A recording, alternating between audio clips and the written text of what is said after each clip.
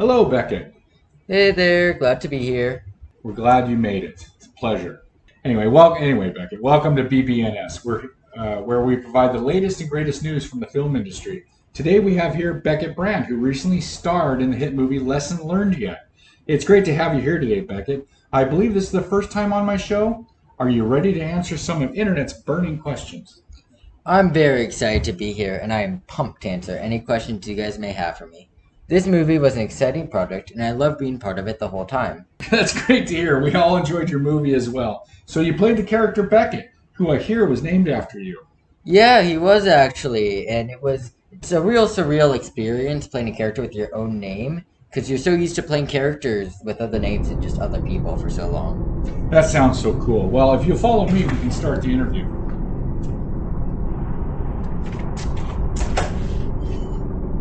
All right, Beckett. Good to see you. Glad to be here. Can't wait to get this interview started. Yeah, looking forward to it. All right, so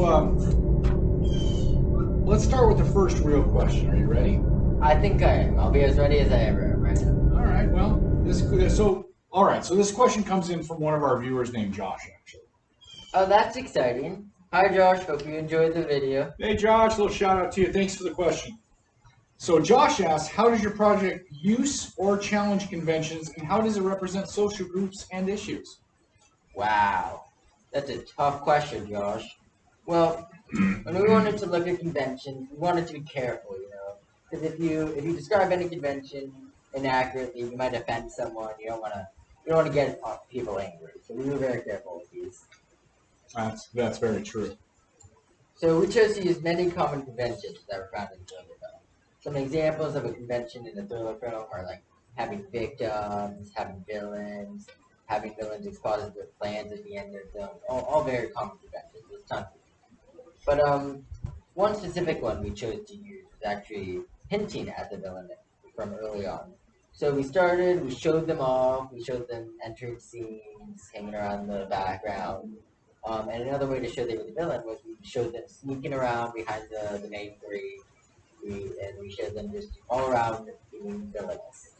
And so that's how we used one common convention. And another common convention we used was actually having victims as a whole. So our main victim, her name was Julie, was played by Addison, my co-star, and she was the victim of the movie, and she was taken by the villain at the very end of the movie, and yeah, and so that's how we used a victim to show our conventions.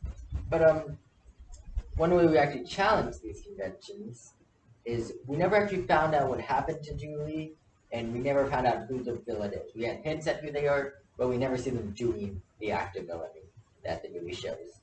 And so this is a common convention. We love movies where the villain at the very end just starts expositing their whole plan, talking about how they were going to get away with it. Very common trope. But in our film, we leave you on a cliffhanger, and honestly, it's just to keep the audience engaged, so they'll be excited for a sequel, and so that they'll keep thinking about the movie after they leave theaters. Where is she? I don't know, dude. She was just here. Wow, I never would have thought to change the normal thriller genre and add a twist on it like you did. And that was an amazing answer, but you still need to explain how you represent social groups and issues. Oh, my mistake. That kind of slipped my mind while I was answering the first question. Well, again, with social groups and issues, you wanna tiptoe around them. You want to be careful. You don't want to offend everyone. So we were pretty careful with talking about it in our film. My mistake. Well, take as much time as you need to prepare for what you need to say. All right, thank you.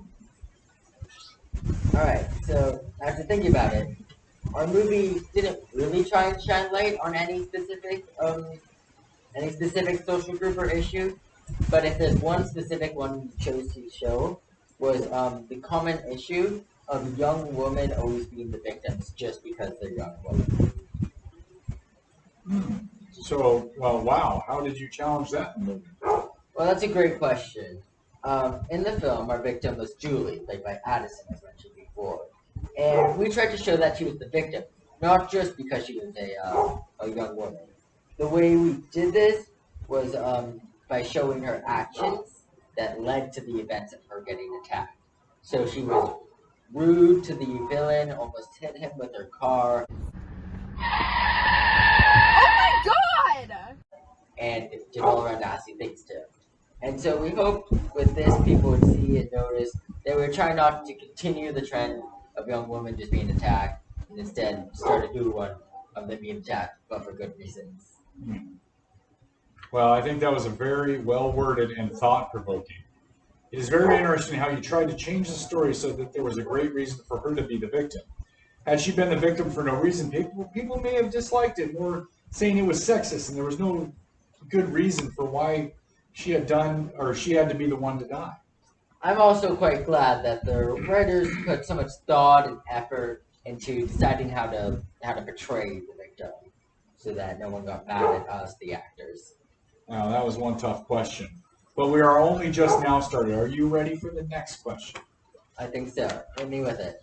All right, our next question actually, well, comes from me and fellow workers here at BBNS. We here were wondering, how does your product engage with audiences, and how would it be distributed as a real media text? That's an amazing question. So you guys really work on that yourselves? Yeah. Yes, we did. Glad you liked it. Yeah, it's a really thought-provoking question. So there are many ways we try to engage with our audience. One key way we chose to engage with them was mentioned earlier with our cliffhanger. And so what happened was we decided to end where you don't know who the villain is, you don't know what happened to Addison, we just abruptly end the film. And so this keeps the audiences engaged and excited to see more. You know, it gets them thinking and talking after the movie. Because a common issue with movies nowadays is people go into the theater, they get excited, they stay engaged throughout the film, but then they leave. They forget about the film, it leaves their head. By using the effects of a cliffhanger, we keep the audience engaged even after they leave the theater. Their minds are racing, thinking, who did it? How did they do that? Why did they do it? You know, it really gets them thinking. Hopefully, maybe rewatch it, check it again. Just gets the audience engaged, thinking about it even after they watch the film. And it also leaves room for a sequel that they can hopefully also be engaged in. I know I was engaged by the cliffhanger. I spent all night wondering what happened after I watched the movie. I even came up with my own theories, and I'm pretty proud of it. Nice work. If you want after the interview, we can even discuss the ending and talk about some of those theories you have. Well, that would be great, but back to the topic at hand. You still need to answer, how do you plan to distribute the movie? Sorry, I forgot you asked that. I was so caught up with the previous question. If I were to distribute this movie personally, I think I would start by posting trailers of the movie on my social media. So like YouTube, Instagram, Facebook, Twitter, those types of things. And so hopefully this would build a lot of hype around the movie before the official release. I would then post it on YouTube for anyone to watch. That way anyone that wants to can view my work, and I can still earn revenue from the ad money the movie would make. Well, it's a great way to distribute it. When I wrote this question, or when I was writing this question, I didn't even think of social media or posting on YouTube. What a creative idea. Yeah, luckily I've been asked a similar question before, so I had some time to think about what I would say since the last time I was asked. Wow, that is lucky for you. Well, are you ready for question 3? Let's just go right into it. Well, I'm glad you're excited. Michael wanted to know, how did your production skills develop throughout this project?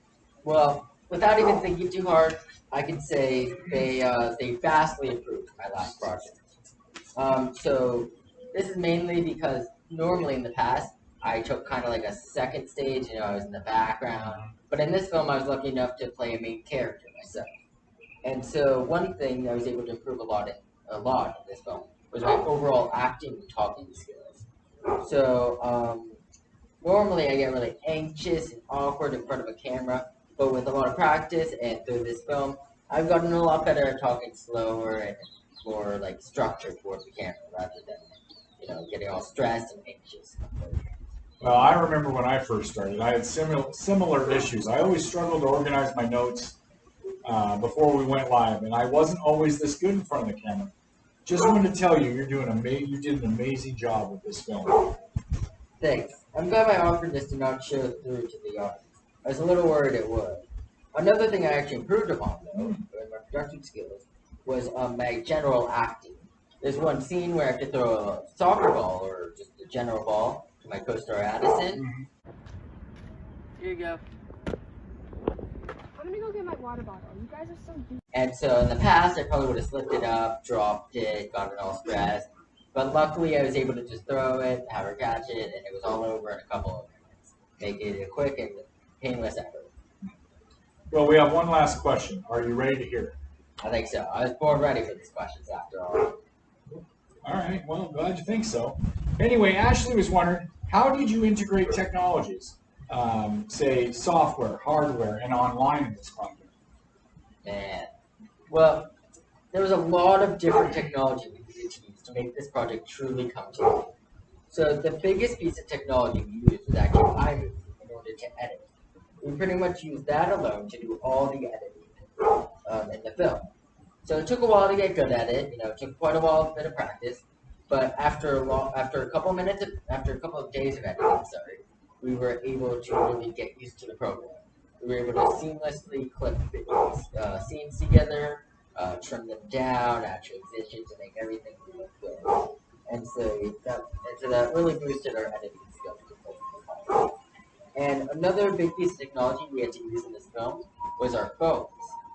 So phones, we have them all the time on us, and they're a great tool for filming because they can get really clear shots for just cheap because you already have one on you.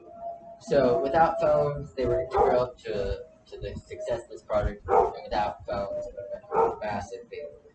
And overall, without any technology, I doubt this project would even have been able to come to life. Wow, that's crazy. Glad you were able to inform us about the technology to use. No problem. I hope it's able to help any at-home filmmaker who is struggling to think of ways to get audio, film, edit, all these things. Well, next time I make a fun video, I will make sure to utilize everything my phone can do like you did. And, well, it was lovely to have you on the show, and we hope you will join us again in the future, Beckett. I love being here. Hopefully I can do more interviews with you in the future, as this was very fun and exciting. Thank you. Yep, hope we can work on projects in the future. Yes.